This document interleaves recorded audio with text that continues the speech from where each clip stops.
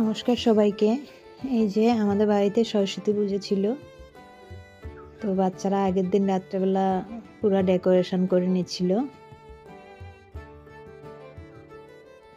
এই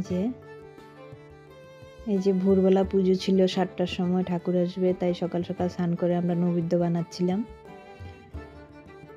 এই যে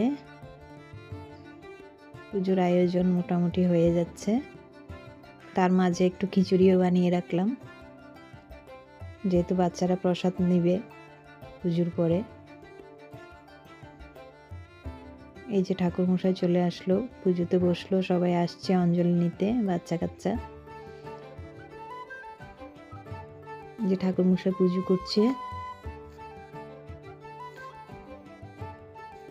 এই যে যজ্ঞের আয়োজন হচ্ছে এবার। এই যে যজ্ঞ হচ্ছে।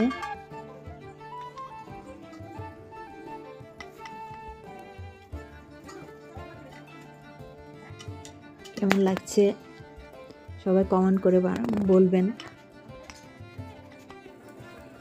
ছোট মোটো করে পুজো করলাম বাড়িতে, সরস্বতী পুজো। এই যে যজ্ঞ হচ্ছে।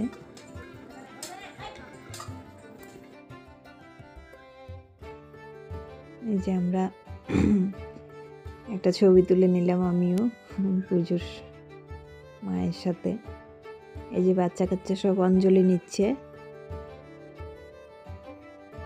পুজোতে। এই বছর সকাল সকাল পুজো হয়ে গেছে, যার কারণে বাচ্চাদের এত কষ্ট হয়নি, 10টার মধ্যে পুজো হয়ে গেছিল। ধন্যবাদ সবাইকে।